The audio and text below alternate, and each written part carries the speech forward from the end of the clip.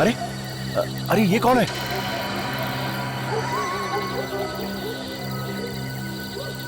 लगता है कोई भिखारी है। चलो चल के देखते हैं।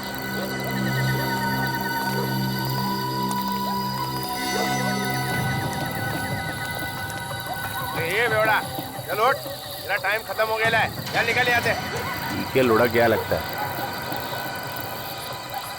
अबे करना क्या है? सीआईडी को फोन करते हैं।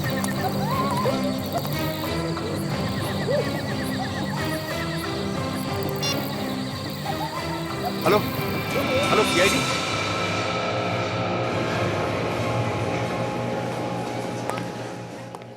इस मोबाइल के बैटरी ने तो परेशान कर दिया है। पता नहीं ये बैटरी कहाँ मिलेगा।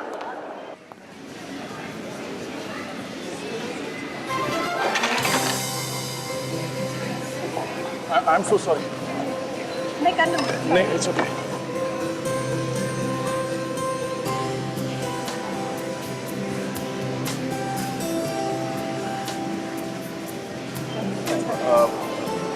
थैंक्स।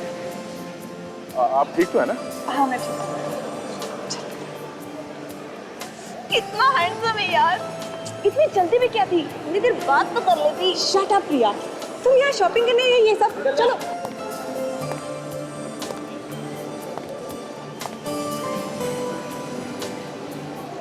माय गॉड, मैं क्यों आया था यहाँ पे? ओ हाँ, फोन की बैटरी।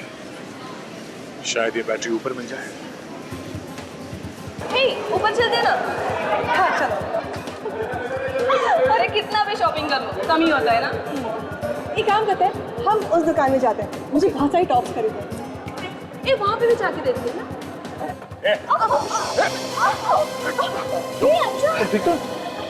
अंशा कुछ हुआ तो नहीं? I'm fine. ओके? चलो। अंशा क्या यार? I'm fine. अंशा बहुत दर्द हो रहा है। पैर में मोच आ गई है। चलिए आपको हॉस्पिटल लेके चलते हैं, किसी डॉक्टर को दिखाते हैं। चलो आइए। I'll manage। देखो चल। Excuse me. हाँ विजय। क्या?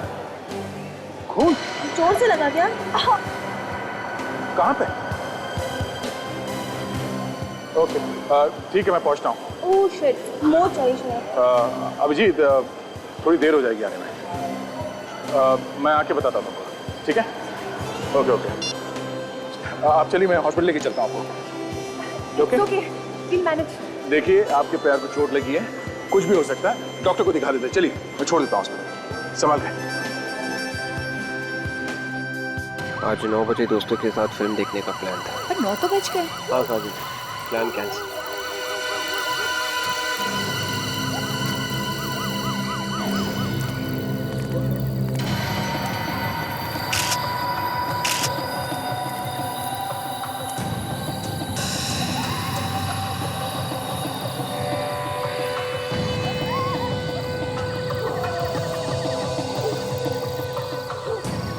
कितने बजे देखा था तुम लोगों ने?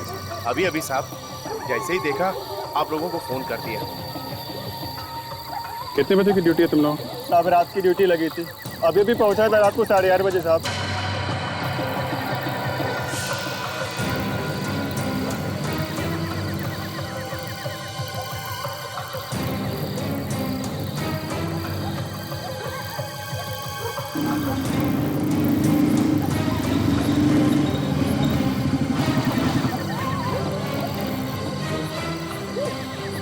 आगे ठीक ठाक है? हाँ यार, वो मॉल में एक छोटा सा एक्सीडेंट हो गया था। जिसका एक्सीडेंट हुआ उसे हॉस्पिटल में छोड़ के आया। उसने नॉलेज में चला था। अभी तक तो पता नहीं चला है, बस खाली यहाँ चेहरे पे नीलापन। पॉइजनिंग तो नहीं है? नहीं, ये हाथ और नाखून ये सब तो ठीक ठाक है। बस खाली यहाँ गले में ये देखा कैसा निशान, अजीब सा डिजाइन बना हुआ है। पता नहीं किस चीज से गला घोट दिया।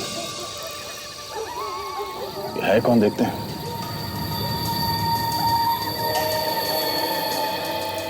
एक बात बताओ, तुम लोगों ने इस आदमी को यहाँ सोसाइटी के आसपास पहले कभी देखा? नहीं नहीं साहब।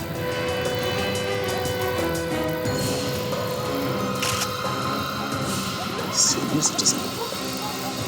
अभिजीत, आधा सीनियर सिटीजन कार्ड है, नाम है अंशुनाथ, उम्र 63 साल। गवर्नमेंट ऑफिसर, 2007 में रिटायर्ड। एड्रेस भी लिखा है। हेलो, जी हाँ बोल रहा हूँ। खून? कहाँ पे?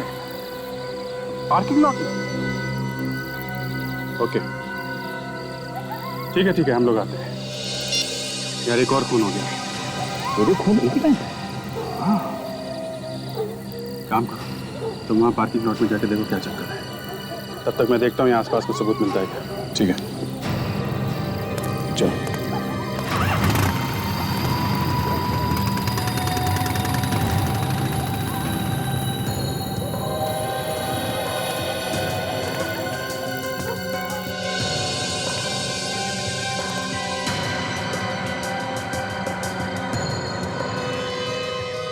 माय गॉड, ये क्या चक्कर है?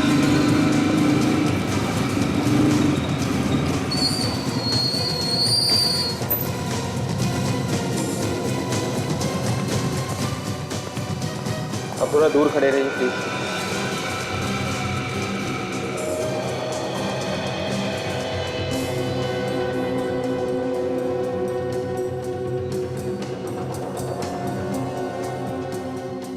तुमने कब देखा इस लाश को? मैं नाइट की ड्यूटी करता हूँ सर। अभी जब राउंड लेने आया तो देखा यहाँ पे ये पड़ा हुआ। एक आदमी का खून हो गया और आपको पता भी नहीं चला। कुछ तो सुना होगा आपने, कुछ तो देखा होगा। मेरा यकीन कीजिए सर, ना कोई चीखा ना चिल्लाया, मुझे कैसे पता चलता?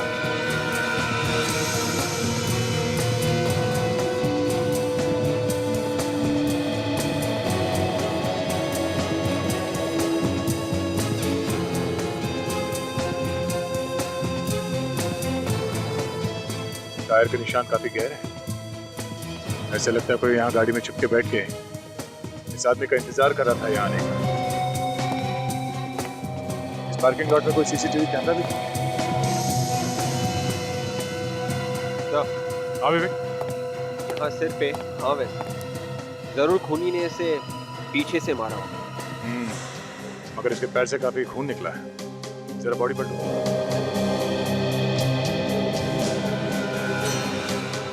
ये तो केशव सर है, इसी बिल्डिंग में इनका ऑफिस है सर। अच्छा, देखा विवेक, इसके जान की नस काटी है। शायद इस नस काटने की वजह से इतना सारा खून बह गया और उसी की वजह से इसकी मौत हो गई। मतलब सर खूनी ने इसके पैर की नस काटी और उससे सिर पे भी मारा। मगर कोई ऐसा करेगा क्यों? और इस आदमी ने मरने से पहले चिल्लाया क्यों नहीं? ये बात मेरी समझ में भी नहीं आ रही विवेक। कुछ तो गड़बड़ है इस खून में। अब इसका जवाब तो डॉक्टर सालुंके ही देंगे।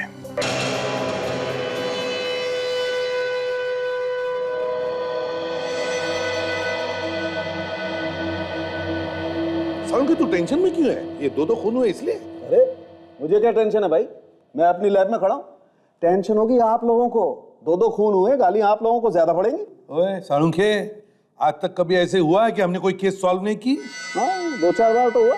ओए दिमाग खराब मत कर। कब हुआ है? कब हुआ है? तब हुआ है ना जब तुम अपने हाथ ऊपर कर देते हो, कहते हो कि भैया मुझसे अब कुछ नहीं होता है, तब हम पिट जाते हैं। अच्छा, मतलब मैं विलेन हूं? पहले से ही हो। पहले से ही। बहुत बढ़िया।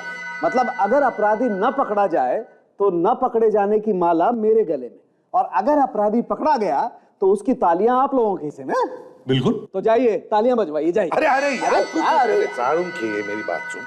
मैं ये कह रहा था कि जब तुम हाथ ऊपर करके कहते हो ना कि मुझसे कुछ नहीं होगा, तब हम पिट जाते। ओह अच्छा, थैंक यू वेरी मच।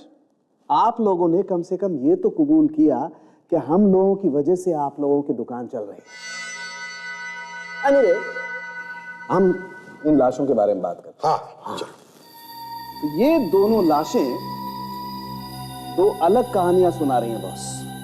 अच्छा, क्या क्या बोल रही है लाशें? ये दोनों खून एक ही आदमी ने किए हैं, है ना? एक ही आदमी ने नहीं किए। सर ये तो हमें पहले से मालूम है कि इस आदमी का गला घोट के मारा गया है। किसी ऐसी चीज से मारा गया जिसके ऊपर डिजाइन बना हुआ था, वो डिजाइन इसके गले पे आ गया। बिल्कुल दया, खूनी ने अपनी तरफ से बहुत ज्यादा होशियारी दिखाने की कोशिश की। उसे लगा कि कहीं उसकी उंगलियों के निशान इस आदमी की गर्दन पे ना आ जाएं, इसलिए उसने अपने हाथों का इस्तेमाल नहीं किया, किसी और चीज पर। ये भी तो हो सकता है कि उसमें उतनी ताकत नहीं थी गला घोटने की, जिसकी वजह से उसने किसी और चीज से गला घोट दिया। हो सकता है, ये भी हो सकता है। लेकिन एक बात बिल्कुल पक्की है बॉस, कि खूनी अनाड़ी हड़बड़ाया हुआ है। शायद उसने पहली बार खून किया, लेकिन फिर भी खूनी हमारे लिए कुछ छोड़ गया।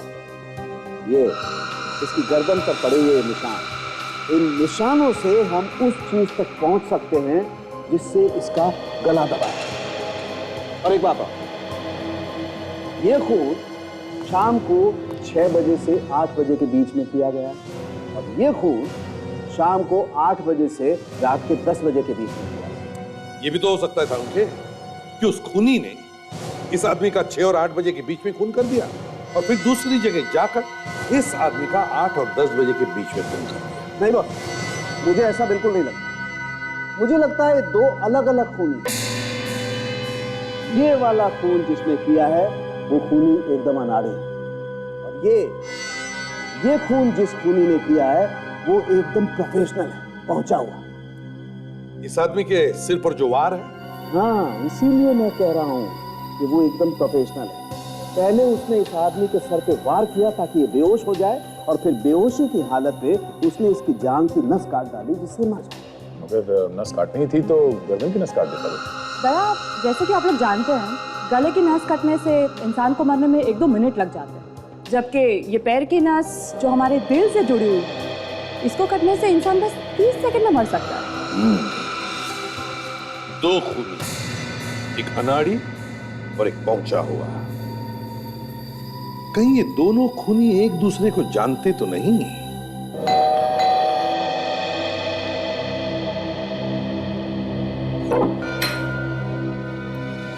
जी, हम लोग सीआईडी से और अंशुनाथ जी के खून के बारे में पूछताछ करने। जी, मैं उनकी बेटी हूँ। आइए, अंदर आइए। Thank you. घर में और कौन कौन रहता है? ये मेरे पति रजत है। हम लोग मम्मी पापा के साथ ही रहते हैं। आपकी मम्मी कहाँ है? वो मंदिर गई है पापा के लिए हवन करने, बस अभी आती होगी।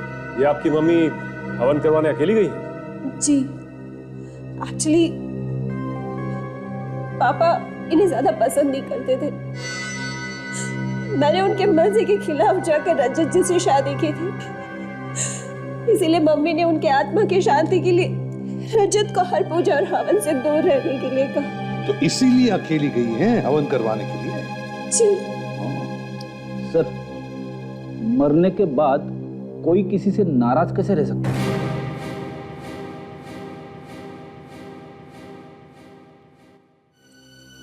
रजत जी, जरा बताइए, कल शाम को 6 और 8 बजे के बीच कहाँ थे आप? मैं? जी हाँ, आप कहाँ थे?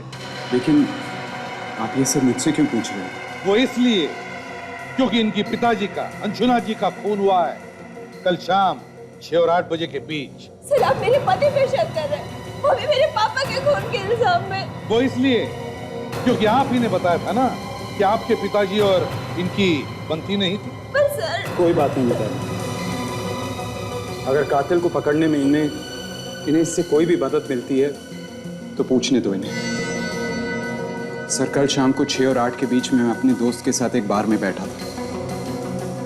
वहां का बिल शायद अभी भी मेरी बैंक में है, मैं लेके आता हूं। जल्दी।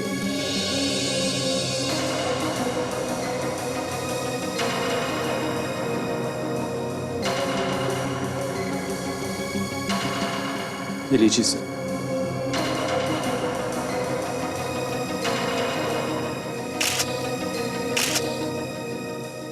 काजल, एक बात और है, शायद इससे आपको कुछ मदद मिले। बताइए।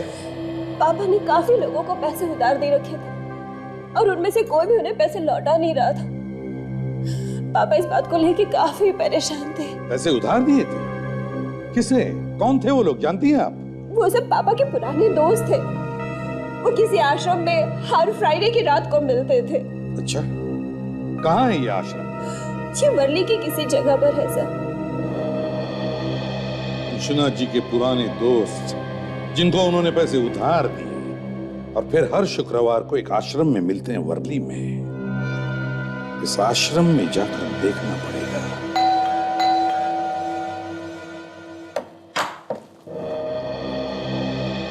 केशव का घर यही है? जी हाँ। हम लोग सीआईडी से। सीआईडी? आइए आइए अंदर। साहब, ये लोग सीआईडी से हैं, आप लोगों से मिलना चाहते हैं। जी कहिए।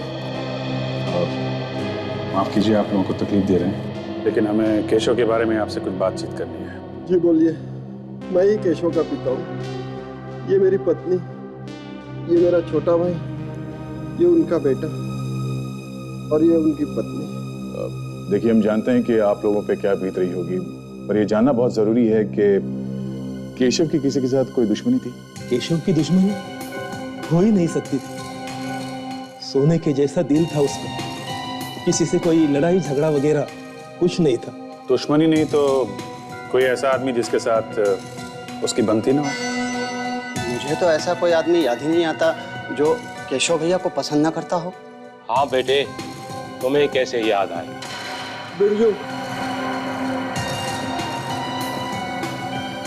एक मिनट आप रुकिए उधर। ये जो अभी आपने कहा कि आपको कैसे याद आएगा, ये क्यों कहा आपने? क्यों नहीं याद आएगा इनको? बस ऐसे ही बोल दिया था। नहीं, कोई तो कारण होगा। क्या बात क्या है? केशव जी का इनके साथ रोज किसी न किसी बात पे झगड़ा होता था। किस बात पे झगड़े होते थे केशव के साथ? ऐसी तो कोई बात नहीं थी सर मैं बताता हूँ। कपिल ना केशव के बिजनेस में काफी दखल अंदाजी करता था। ये बात केशव को बिल्कुल पसंद नहीं थी। इसी बात पर कभी कभी बहस हो जाती थी बस। कपिल जी, कल रात 8 से 10 बजे के बीच में आप कहाँ थे? आप मुझ पर शक कर रहे हैं? देखिए, आप इस तरह मेरे बेटे से बात नहीं कर सकते। मैंने सिर्फ एक सवाल पूछा है, उसका जवाब दो। कल रात 8 से 10 बजे के बीच में तुम कहाँ थे? मैं कल शाम को अपने दोस्त देवांग के घर पे था। देवांग के यहाँ? लेकिन कल जब अपनी बात हुई थी तब तो तुमने कहा था कि तुम मयूर के यहाँ हो। वो मेरा मतलब है कि मैं देवांग के घर गया जरूर था, पर वो मिला नहीं तो मैं मयूर से मिलने चला गया। अच्छा, इस फैमिली बिजनेस के अलावा ये केशव किसी एड एजेंसी में भी काम करता था? जी हाँ, वो एक एड एजेंसी का मालिक भी था और पिछले काफी दिनों से वो काम को लेकर परेशान रहता था। उसका एक पार्टनर भी है, आलोक। आलोक? ठीक है, इस आलोक से भी मिल लेते हैं। सर, इस आलोक को जरूर कुछ पता होगा। देखते हैं।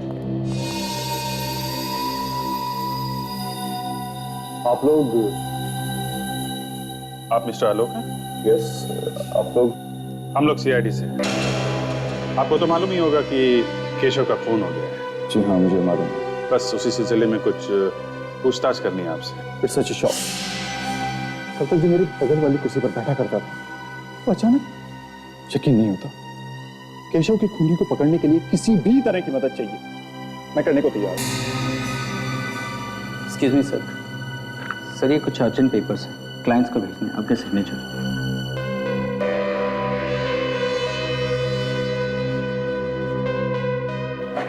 Thank you. आलोक जी, आप कल शाम 6 और 8 बजे के बीच में एग्जैक्टली कहाँ पे थे? मैं कल सीधा ऑफिस से जिम चला गया था। तकरीबन रात के 10 बजे तक मैं वहीं था। अगर ये सब आप मुझसे क्यों पूछ रहे हैं? खून का मामला है, जब तक कोई ठोस सबूत नहीं मिल जाता हम सब पे शक करते हैं। पता है, मैं केशव के पिता से मिले थे।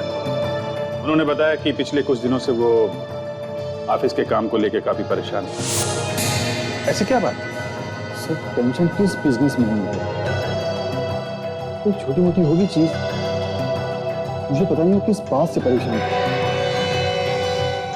ऐसे आपका जिम कहाँ है? अंधेरी में। मैं आपको कार्ड देता हूँ, आप चाहें तो वहां जाकर पता कर सकते हैं। खैर वो तो हम लोग पता लगा ही लेंगे। फिलहाल के लिए थैंक यू, जरूरत पड़ी तो आपको दोबारा परेशान करेंगे।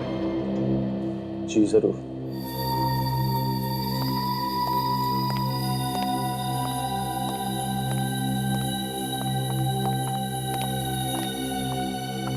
ये क्या चक्कर है? ताशा देखो सर।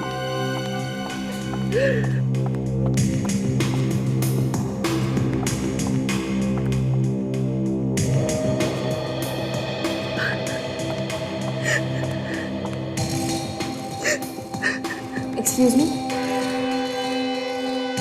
क्या हुआ? आप इस तरह बाहर से अंदर क्यों आ गए?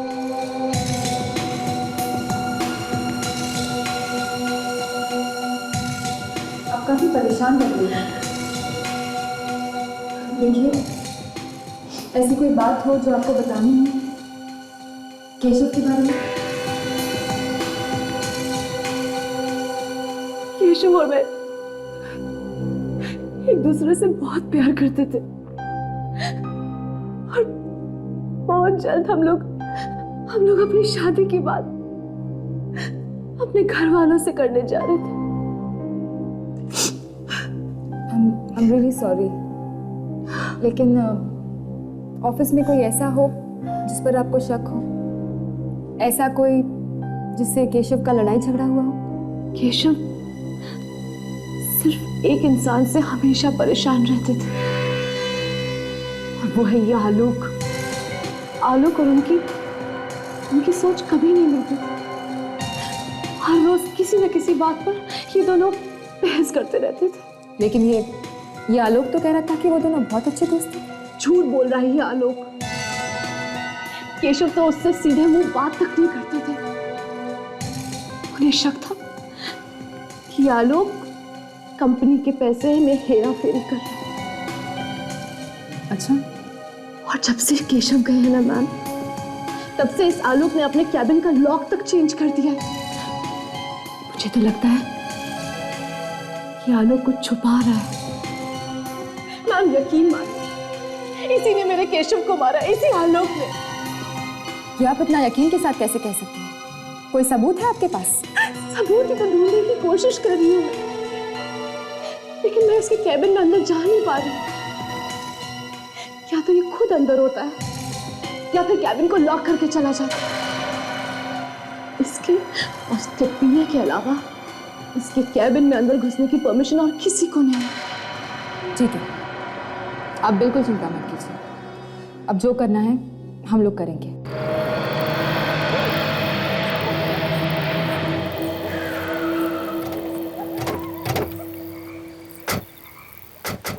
तो यही वो आश्रम है जहाँ अंशुनाथ जी अपने दोस्तों से मिलने हर शुक्रवार की शाम को आया करते थे। रुको, ये आश्रम है। जूते पहन के जाओगे तो पाप लगेगा। हमें जूते उतार के अंदर जाना चाहिए। ठीक, चलो।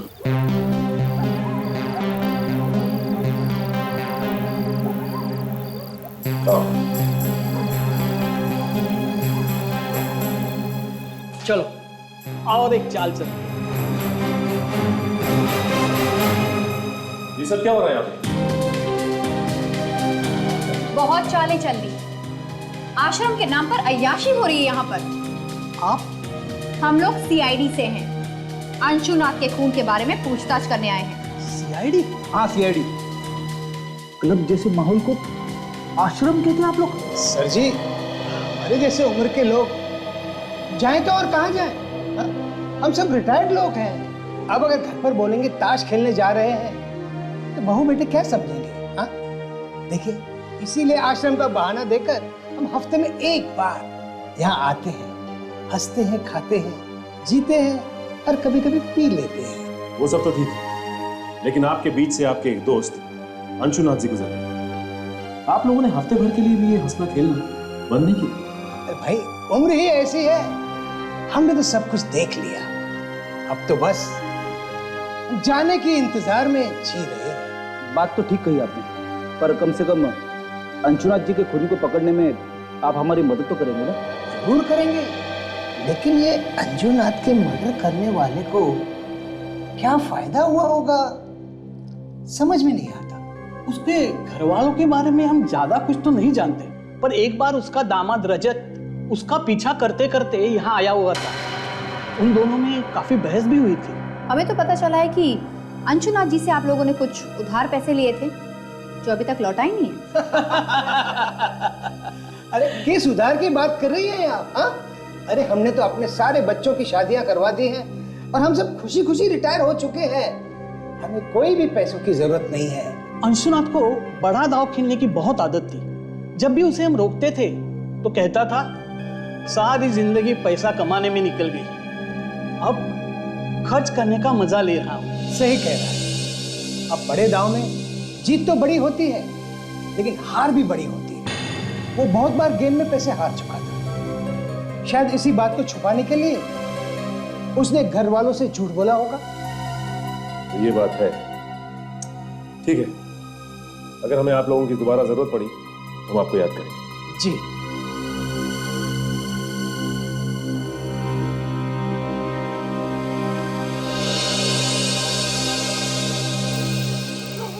तो इस रजत को आश्रम की बात पता थी, इसने हमें घर पे क्यों नहीं बताया? हाँ, अगर पहले बता देता तो जूता उतारने की बेवकूफी ना करते। सब हो ना हो, ये रजत हमसे जरूर कुछ ना कुछ छुपा रहा है। रजत, ये रजत काफी टेढ़ा आदमी लगता है। संगीत बार में से पता चला है कि उस शाम को 6 बजे से लेकर 8 बजे के बीच ये रजत वहीं पर बैठकर ड्रिंक कर रहा था। वहां पर एक बारटेंडर है सर, जिसका नाम है समीर। उसने कहा कि वही उसे ड्रिंक सर्व कर रहा था। ओह, 6 और 8 बजे के बीच रजत बार में ही था। अच्छा सर, हम लोग आलोक के जिम से आ रहे हैं। वहां पता चला कि जिस रात खून हुआ था आलोक 8 से 10 बजे के बीच जिम में ही था, उसके इंस्ट्रक्टर ने बताया है। काजल ने अभी बताया कि रजत उस रात 6 और 8 बजे के बीच संगीन बार में था, और अब तुम कह रहे हो कि आलोक उस रात 8 और 10 बजे के बीच जिम में था। बड़े अच्छे तरीके से बचाव किया इन दोनों ने अपने आप का। हाँ सर, एक बोल रहा है कि वो जिम में था 8 से 10 बजे के बीच में, और दूसरा बोल रहा है कि वो बार में बैठा था 6 से 8 के बीच में, और दोनों खून उसी समय हुए। सर, एक और बात है। क्या? जब हम लोग आलोक के ऑफिस गए थे तो वहाँ हमें केशव की गर्लफ्रेंड मिली थी, अनन्या, और अनन्या ने ताशा को बताया कि आलोक ने अपने ऑफिस में कुछ छुपाने की कोशिश की। केशव की गर्लफ्रेंड अनन्या ने बताया कि आलोक अपने ऑफिस के कैबिन में कुछ छुपाने की कोशिश कर रहा है। क्यों? और उसने ये भी बताया सर कि केशव की मौत के बाद आलोक ने कैबिन के ताले बदल दिए। उसके बाद कोई भी आ जा नहीं सकता सिवाय एक आदमी। कौन है वो? सर, आलोक का पीए, सिर्फ वही कैबिन में आ जा सकता है। तो जब तुम लोग उसके ऑफिस में गए तब उसके कैबिन में गए थे? नहीं सर, एक्चुअली आलोक हमें केबिन के बाहर ही मिला। गड़बड़ है अभी, कुछ तो गड़बड़ है। ऐसी कौन सी चीज है जो ये आलोक सबकी नजरों से छुपाना चाहता है? इसके कैबिन की तलाशी लेनी चाहिए। अगर सीधे उंगली से घी नहीं निकला तो टेढ़ी उंगली से निकालो। पंचायत चल रहा है, ज्यादा लोग दिख नहीं रहे हैं, सावधानी से काम कर लेना। इसी बीच में करना है, समझे? रेडी हो ना? सर, सामने जो आदमी आ रहा है वो आलोक का पीए है सर। उसके पास आलोक के कैबिन की चाबी होगी जिससे दरवाजा खुलेगा। चाबी दिख रही है, उसके कमर पे लटकी हुई है। तुम पीछे जाओ।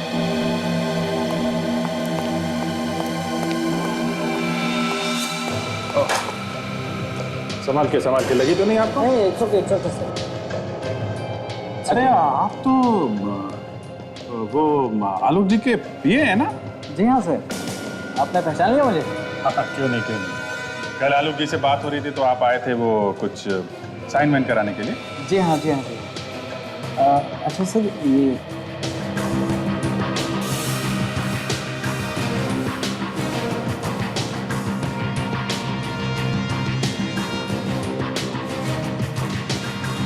उन्होंने थोड़ी ना सोचा होगा कि पार्किंग लॉट में कोई बैठा हुआ है, उनका खून करने के लिए उनका इंतजार कर रहा है।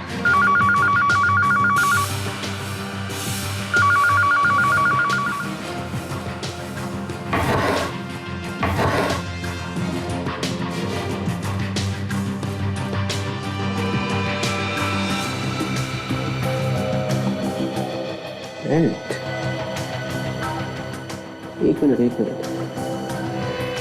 ये बेल्ट का पैटर्न बिल्कुल वैसा ही है जैसा हमें अंशुना के गले पे मिला। 9 बजे आ जाते थे? जी हाँ। और किस किस प्रोजेक्ट पे काम चल रहा था? अभी तो फिलहाल दिवाली के लिए कुछ खास एड डिजाइन कर रहे थे, वो खत्म होते ही क्रिसमस और न्यू ईयर के लिए कुछ प्लानिंग चल रही है। वैसे केशव सर ने एक अभी फ्रेश एड बनाया था। नहीं मत बताना टीवी में देखूंगा ना फ्रेश तो अच्छा लगेगा। वैसे भी मेरा काम हो गया है। आपका काम मतलब? नहीं हो गया, जो पूछना था वो हो गया। अच्छा। आप जरूरत पड़ेगी तो आपसे दोबारा मिल लूंगा। Most welcome sir, no problem. ये कार्ड आप पे गिरा है क्या? हाँ उठा लीजिए।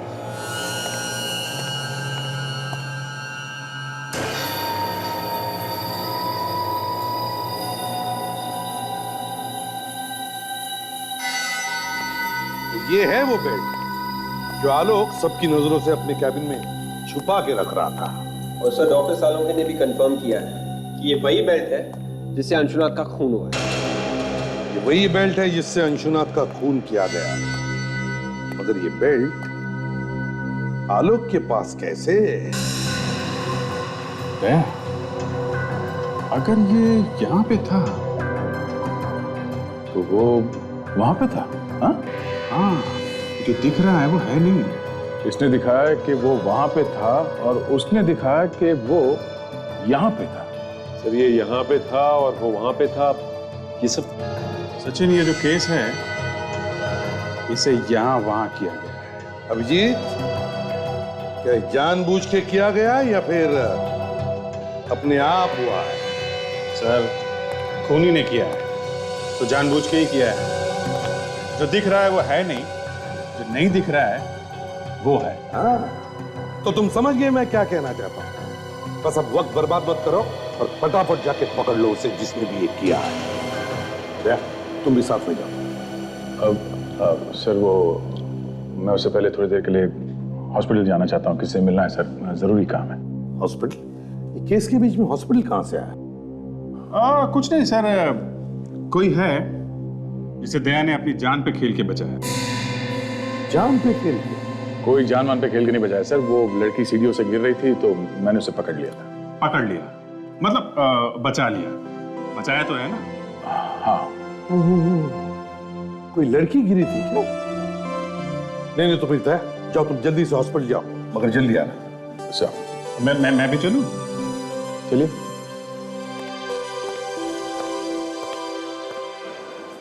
अच्छा तो यहाँ पे है तुम्हारी अंशा। सिर्फ अंशा अभिजीत, कोई मेरी अंशा नहीं। और प्लीज अंदर कुछ इधर उधर की बातें मत कर देना। मैं तुम्हें कल लेने जरूर आऊंगा। ठीक है, बाय। नहीं मैं क्या बोलूंगा, तुम लोग बातें करना, मैं तो देखता रहूंगा। अंदर चलो तो सही।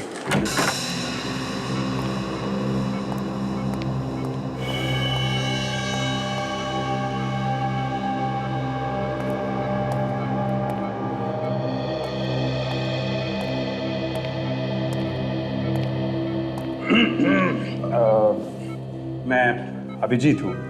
Sorry Abhijit my friend. कैसे हैं आप? दर्द अभी कम है, पर पैर मुड़ने की वजह से मुझे मोच चाहिए है। But I will be fine. कल तक मुझे हॉस्पिटल से डिस्चार्ज भी मिल जाएगा। अच्छा, वेरी गुड। वो डॉक्टर ने एक्सरे वगैरह देख लिया ना? He is fine with it. I will be fine. Okay. अच्छा ये जो अभी आपसे मिलके गए वो कौन थे? वो मेरी फ्रेंड है प्रिया।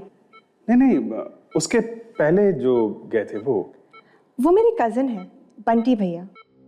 अच्छा बंटी भैया।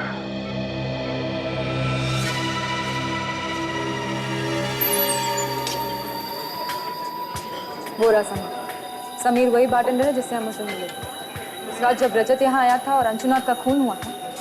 समीर यहाँ। अरे मैडम आप? समीर हमें तुमसे कुछ पूछना है। मैडम रजत के बारे में जो कुछ भी मुझे मालूम था वो सब कुछ मैंने आपको बता दिया। नहीं रजत नहीं, ये फोटो देखिए, आपने इस आदमी को पहले कभी देखा है? ये तो हमारे रेगुलर कस्टमर है और कुछ ही दिनों से यहाँ पर आने लगे। कुछ ही दिनों से मतलब कब से? करीब 1 महीने पहले हमारे इसी बार के आगे उनकी कार खराब हो गई थी। सब मैकेनिक आने तक यहीं पर आके बैठे, तब से हर रोज आना जाना है उनका। ओके, अच्छा याद करके बताइए, वो आदमी रजत को जानता था? कभी बात करते हुए देखा आपने दोनों को? सर बात करते हुए क्या, दोनों अच्छे दोस्त लगते थे और 3-3, 4-4 घंटों तक यहीं पर बातें करते रहते थे। Sameer, thank you very much. ACP sir को फोन करके बताइए।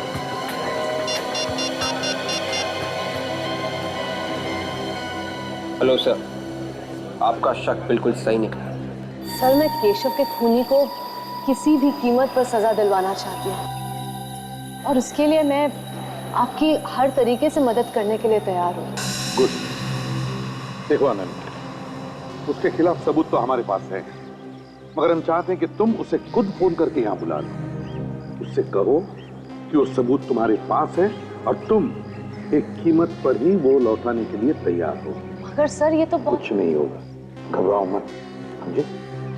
देखो, सबूत ढूंढने की कोशिश करेगा और जब उसे कमरे में सबूत नहीं मिलेगा तो अपने आप को बचाने के लिए भागने की कोशिश करेगा और वो तुम्हारे पास आएगा सबूत लेने के लिए और हमारे जाल में फंस जाएगा, समझे?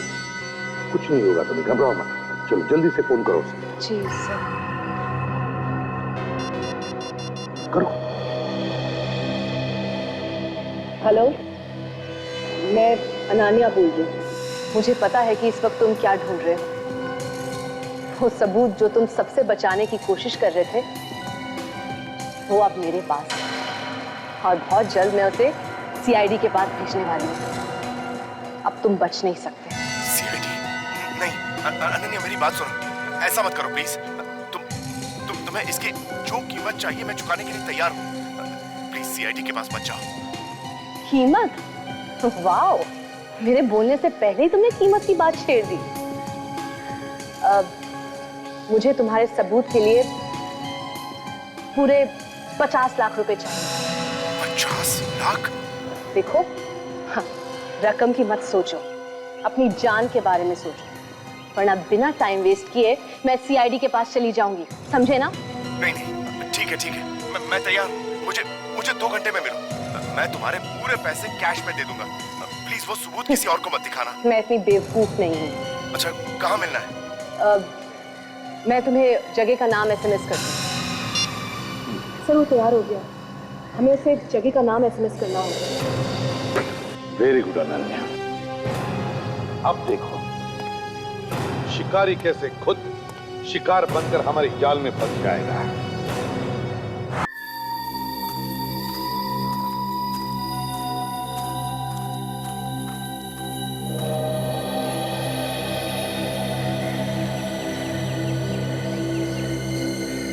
मेरे पैसे लाए हो? तेरे समझ लो।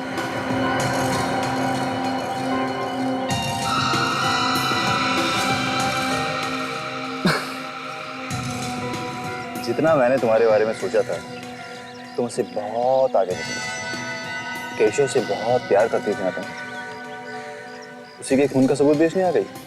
वाह रे दुनिया। देखो, मैं यहाँ पर तुम्हारी बकवास सुनने नहीं। कल तक मेरे साथ केशव था, मेरे पास सब कुछ था, लेकिन आज जब वो नहीं है तो मुझे भी तो अपने कल के बारे में सोचना पड़ेगा ही ना। 50 लाख देने वाली हो ना तुम मुझे? हाँ, मगर उसमें थोड़ी सी प्रॉब्लम है। मजबूरी? ये कौन सा नया ड्रामा है? देखो, वैसे भी बहुत कुछ हो चुका है। 50 लाख देने को तो मैं तुम्हें अभी दे सकता हूँ, मगर मुझे इस चीज पर यकीन नहीं कि 50 लाख रुपए लेकर तुम सीधे सीआईडी के पास चली जाओगे। मेरा सारा राज तो खुल चुका ना तुम्हारे सामने। क्यों?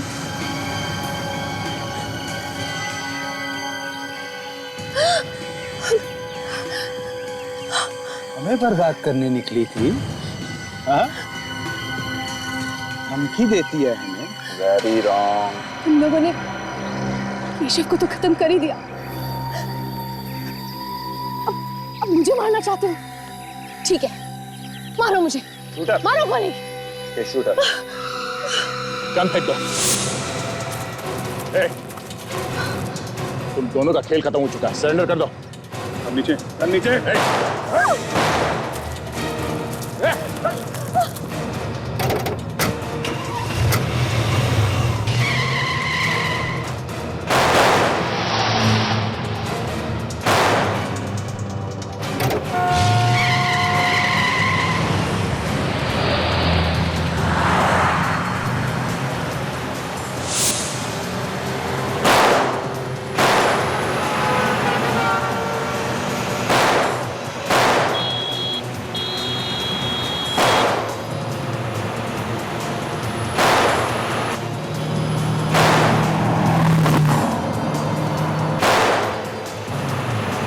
आखिर लड़की ने फंसा ही दिया ना। ओह माय गॉड, क्या हुआ? लगता है टायर पंचर हो गया। टायर पंचर हो गया? हाँ, क्या बात कर रहे हो?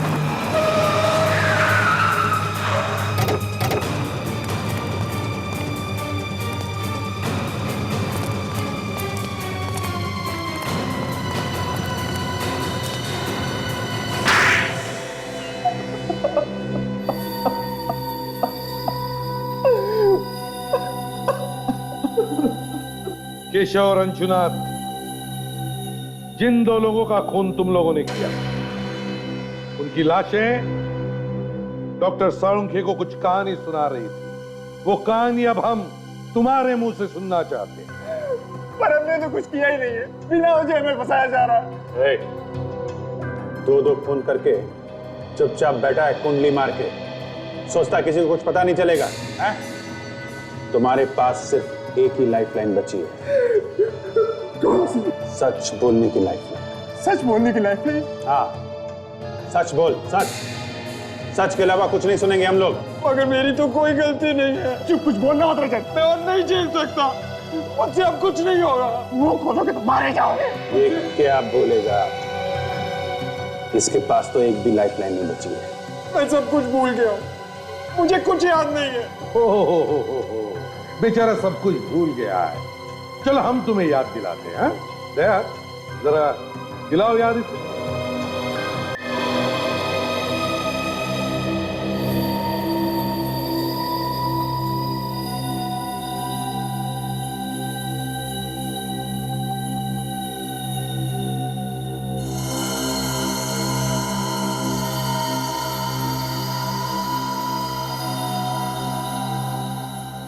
शहर में दो लोगों का खून होता है, दोनों एक दूसरे को नहीं जानते हैं। कोई नई बात नहीं है, ऐसा अक्सर होता है। दोनों का आपस में कोई संबंध नहीं। एक बूढ़ा आदमी रिटायर्ड, दूसरा एक एड एजेंसी का मालिक।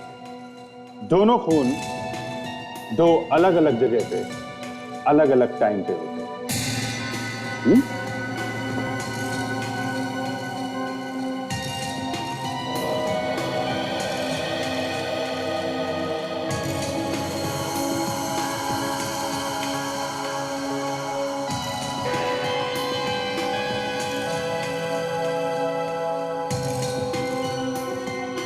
और शक दो लोगों पे जाता है। रजत, जिसे बिल्कुल पसंद नहीं है कि अंशुनाथ पैसा उड़ाता है। आलोक कंपनी में से पैसों की चोरी करता है और इसलिए केशव उस पे केस करने वाला था। मतलब ये दोनों खून पैसों के लिए हुए। और सबसे मजे की बात यह है सर, जब अंशुनाथ का खून हुआ तब रजत अपने दोस्त के साथ बार में बैठ के दारू पी रहा था। रजत ने अपने आप को बहुत अच्छी तरह से बचा लिया सर। और ये आलोक भी जिम में अपनी बॉडी बना रहा था जब केशव का खून हुआ, इसलिए दोनों ही बच गए। अब पकड़े तो पकड़े किसे, मगर तभी ये बेल्ट मिल गई। ये बेल्ट आलोक हमें तुम्हारे केबिन से मिली, जिसमें वही डिजाइन बनी हुई है जो बदकिस्मती से अंशुनाथ के गले में थी। सच बात तो यह है कि तुम दोनों ने आपस में अपनी पीठ थपथपाई है।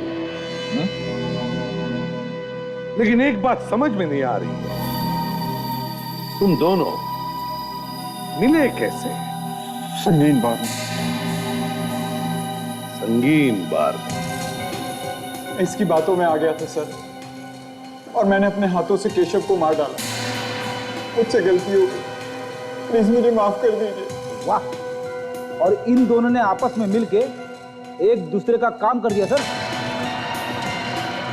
6 और 8 बजे के बीच में आलोक ने अंशुनाथ का खून किया, उसके बाद वो खुद जिम में गया, वहां पे कसरत करने में जुट गया। और 8 से 10 के बीच में तुमने केशव को मार दिया और किसी को शक ना हो इसके लिए सबके सामने बैठ के दारू पीने लगे। पर सर इन दोनों ने एक दूसरे के लिए खून किया क्यों? क्योंकि विवेक किसी को भी शक नहीं होगा। तू मेरा काम कर, मैं तेरा काम करूंगा, दोनों भी गुनहगार। दोनों अगर एक दूसरे के खिलाफ कुछ बोलेंगे तो दोनों भी फंस जाएंगे। सर प्लीज मुझे माफ कर दीजिए, मुझसे गलती हो गई, मुझे माफ कर दीजिए प्लीज। अब जिंदगी भर जेल में बैठकर माफी मांगोगे ना तो भी तुम्हें कोई माफ नहीं करेगा। मगर सर एक बात समझ में नहीं आई, आलोक ने सबसे छुपाकर इस बेल्ट को अपने ऑफिस में क्यों रखा था? रजत पे मुझे भरोसा नहीं था, इसीलिए इस सबूत को मैंने अपने पास रखा था। पता नहीं ये सबूत आप लोगों के हाथ कैसे लग गया। ये बेल्ट हमारे हाथ कैसे लगा, ये सोचते बैठना जेल में तब तक जब तक फांसी का ऑर्डर नहीं आता।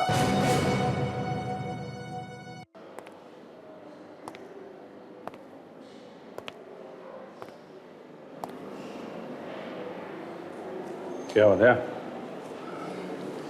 जी मेरी समझ में नहीं आ रहा है कि मैं क्या करूं और कैसे करूं। क्या समझ में नहीं आ रहा है? किसकी बात कर रहे हो? उसी की बात कर रहा हूं यार, और किसकी बात करूंगा। ये अंशा में ऐसा कुछ है, पता नहीं, बार बार उसी का ख्याल आता है दिमाग में। ऐसा लगता है कि मुझे उसके बारे में और भी जानना चाहिए। 2-3 बार मिलने में ही ऐसा लगने लगा है? हाँ यार, मेरी समझ में भी नहीं आ रहा कि इतनी जल्दी ऐसे कैसे हो गया। जब देखो दिमाग में उसी का ख्याल रहता है। कोई एक अजीब सा कनेक्शन है उसके साथ में। मुझे लगता है कि सिर्फ तुम्हें लगता है या उसे भी ऐसा महसूस होता है? पता नहीं यार। अब जी तुम्हें तो मालूम ही है कि मेरे साथ क्या क्या हो चुका है। अब तो डर सा लगने लगा है कि कोई गलती ना हो जाए मुझसे। तुम्हें लगता है कि तुम फिर से चक्करों में ना फंस जाओ? हैं? पता नहीं। धीरे, एकदम से धीरे। दर्द हो रहा है ना? हाँ। हाय। हाय। क्या कहा डॉक्टर ने? 1 हफ्ते में एकदम ठीक हो जाऊंगी, बिल्कुल पहले जैसे। बस तब तक चलना फिरना थोड़ा कम करना पड़ेगा। ये तो अच्छी बात है, तुम्हें रेस्ट की जरूरत है। You should take rest and take care also. I will drop you. संभाल के प्लीज।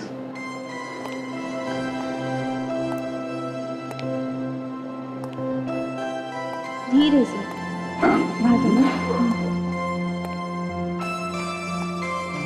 बहुत ज्यादा दर्द हो रहा है? नहीं, हल्का हल्का।